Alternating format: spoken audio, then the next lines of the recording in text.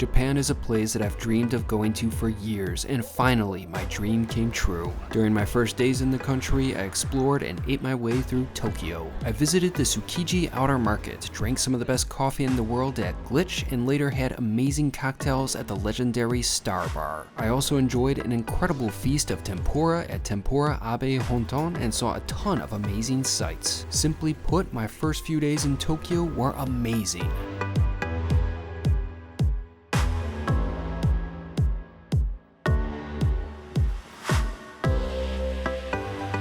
Today I'm here exploring the beautiful Shinjuku National Garden in Tokyo, Japan. In fact, I've been in Japan for almost 3 weeks now and I've loved every single second of it. It's always been a dream of mine to come here and I couldn't be happier. The sights I've seen, the people I've met, and the food that I've consumed has been unbelievable. In fact, I really haven't had a bad meal here. Even the places that I went to at the spur of the moment that don't look very exciting have been pretty satisfying. Wait, that is not true, because I had this horrible natto sushi from 7-Eleven. It was absolutely disgusting, but I kind of figured it wouldn't be that good.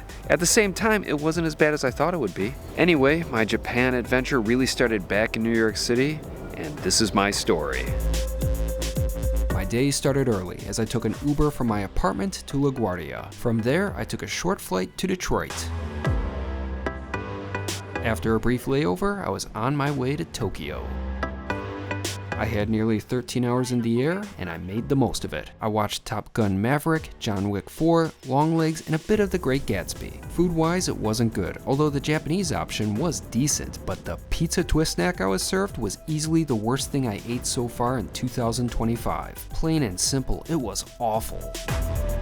Finally, I landed in Tokyo, but unfortunately, the plane was discovered to have a flat tire. This meant it had to be repaired before it could make it to the gate, and as a result, that meant more waiting. After about an additional 45-minute wait, I finally set foot in Japan. Customs was a breeze, and after utilizing the monorail and subway, I made it to the Ginza district of Tokyo and checked into my accommodation. I stayed at the Quintessa Hotel. My room was pretty small, but that's par for the course in Japan. For me, it suited my needs and I loved the location. However, my day wasn't over yet, so I dropped off my bags and headed out. My mission was dinner. I wanted to get rid of the horrible taste of airline food from my mouth. To be fair, pretty much any restaurant in Japan would be an improvement from what I consumed on that flight, but I still wanted something good, although I wasn't too hungry. As a result, I went to Gyoza Hohei, which is the sister restaurant to the popular Kyoto-based Original. It's a small establishment and there's not much on the menu. To drink, I had an Asahi Super Dry. It's a solid beer, it's crisp and clean, and over the course of my stay in Japan, I would enjoy many of them. For food, I started off with the condensed freshwater clam soup. The broth had good flavor, and I even discovered a little clam at the bottom of the soup. Soon enough, I was presented with my freshly prepared gyoza, which contained pork, garlic, leeks, cabbage, Chinese cabbage, and sesame oil. The dish was delicious, the textures were perfect, and the filling was excellent. Overall, it wasn't a large meal, but it was just what I needed. After finishing, I headed back to the hotel, and considering that I didn't sleep on the plane, it was a long day, but a good one.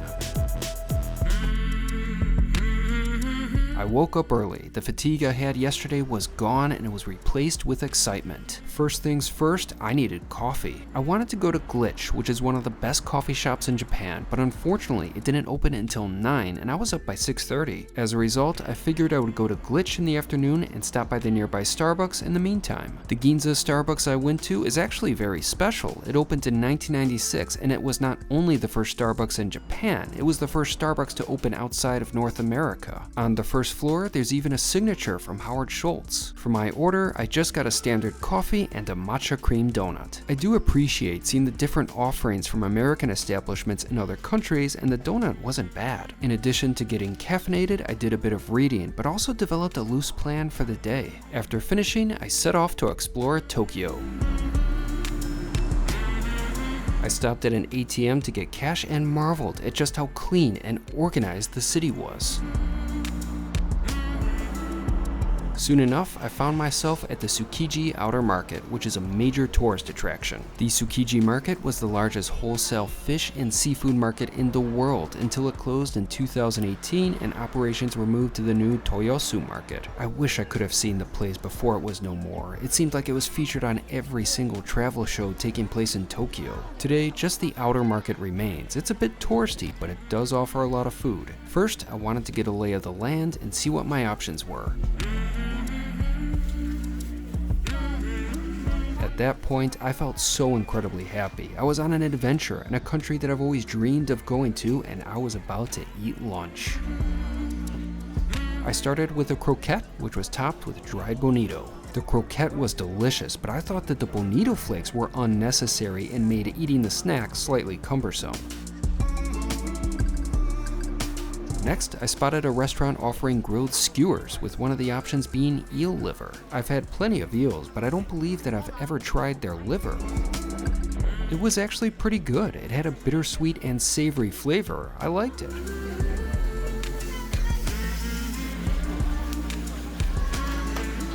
After that, I wanted something a bit more substantial, so I stopped at a restaurant serving a dish that I hardly ever get to have, but one that I particularly enjoy, cod roe pasta. I got a large serving for 1,100 yen, which is a bit over $7. The pasta was rich and creamy and offered an explosion of umami flavor. To put it simply, I loved it.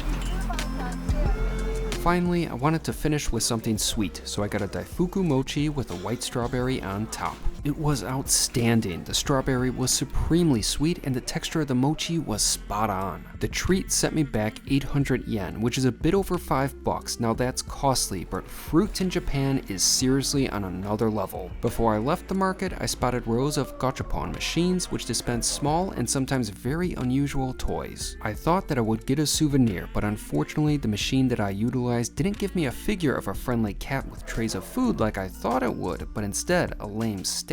Luckily, I had much better luck with gachapon machines later in my trip.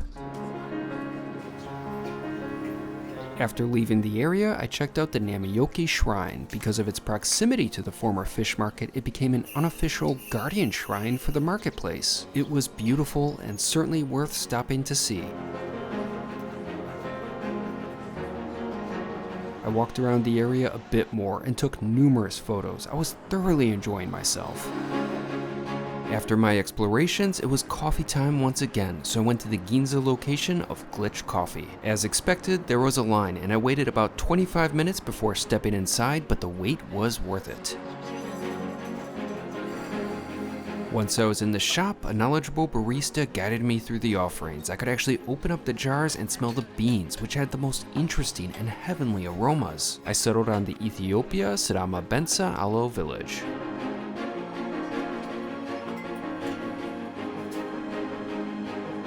The coffee was spectacular. It was complex and had so many flavor notes to it. It also wasn't cheap. That cup cost me 2,000 yen, which was a bit over $13. However, as a coffee lover, I really appreciated the experience. It was simply amazing.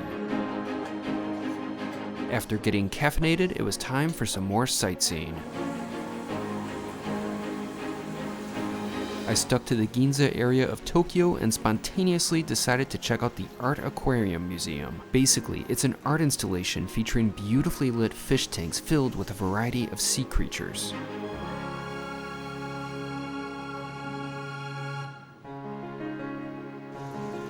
It was very pleasant to walk through, and the peaceful music and lighting thoroughly enhanced the experience.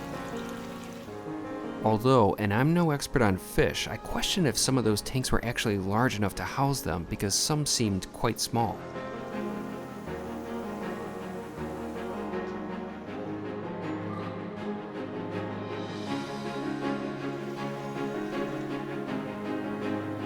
After exploring the museum, I picked up a souvenir in the gift shop, a colorful print which I'll certainly hang in my apartment. Next, I needed a drink, so I made my way to one of Tokyo's top spots for cocktails, the legendary Star Bar.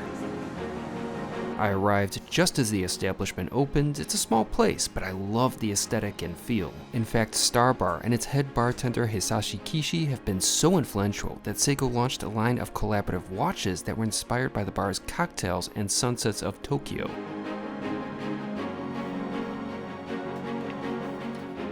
Star Bar's menu features a selection of classic cocktails, but I knew what I was going to get, the Ninja Ice Negroni. The bar is famous for their variety and meticulously crafted ice. My bartender spent a decent amount of time carving the ice for my drink, and the result was a block that was so perfect that it seemed to disappear in my cocktail.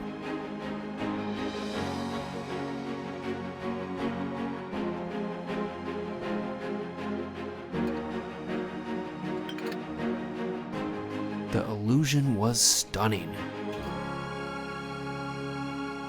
As for the Negroni, it was on the mark. It was simply excellent. Besides my cocktail, I also got to enjoy some olives, but soon enough, I finished my drink. It seemed a shame to discard such a beautifully fashioned ice cube, but I loved how the bar filled my glass with water to further make use of that amazing ice.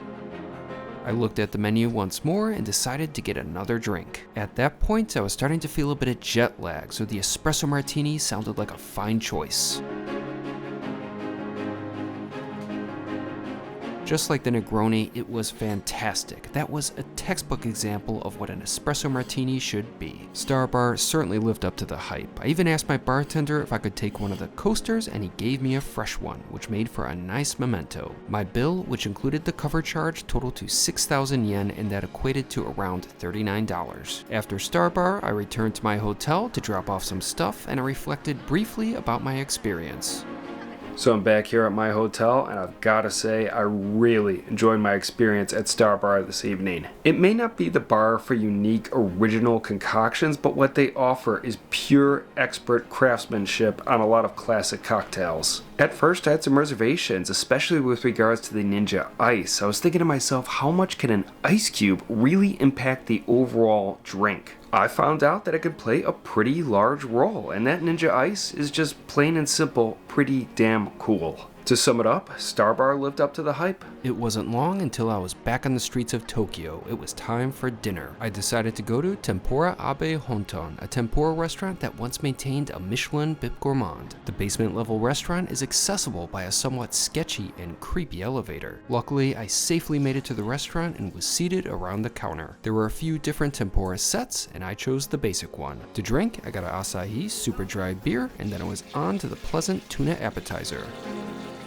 Then came the tempura, and it came fast. Now, I didn't catch the name of every item specifically that I was served, but I knew there were at least 2 Japanese tiger prawns, 2 kinds of fish, and 5 different vegetables that were served. I also received boiled rice, miso soup, and pickled vegetables. In fact, some of those dishes came so fast that I completely forgot to take pictures or videos of them. But at the end of the day, I really enjoyed that dinner. The tempura was so delicate and flavorful, and I really enjoyed the fish courses. Plus, who wouldn't want to eat their vegetables when they're so nicely fried? I finished with some pleasant tea and then paid the bill, which totaled to 6,000 yen, which once again was about 39 bucks. On the way back to my hotel, I made a spontaneous stop at McDonald's since I felt like I could go for a dessert. I spotted a McFlurry that I didn't think was available in the US, so I gave it a try. It was New York cheesecake flavored, and unfortunately it was mediocre at best, but it at least satisfied my sweet tooth. My first full day in Japan was a great one, but my adventure was just getting started.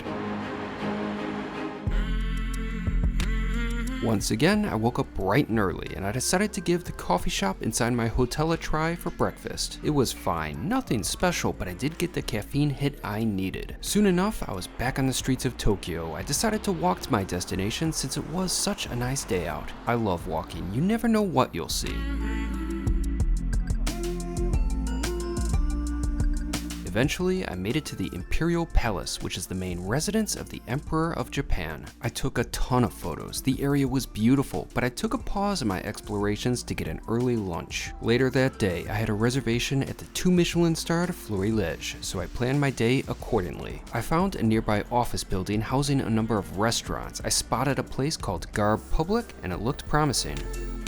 The menu wasn't in English, but thankfully there were pictures. I got a bowl of soba dippy noodles and it looked great. It also came with an egg that I would have to crack myself, which is definitely something that I'm not used to doing at restaurants back home.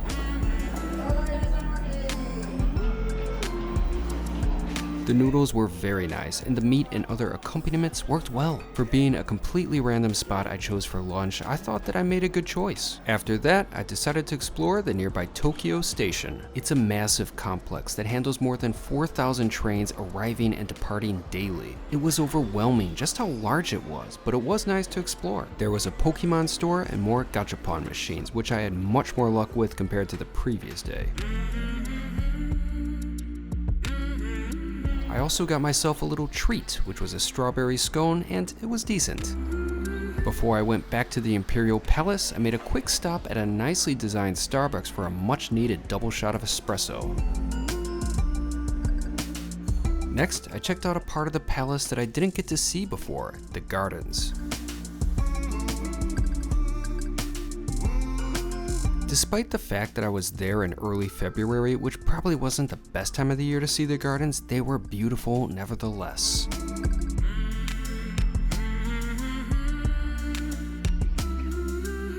I also couldn't believe that some of the cherry blossoms and flowering trees were starting to bloom that early in the year.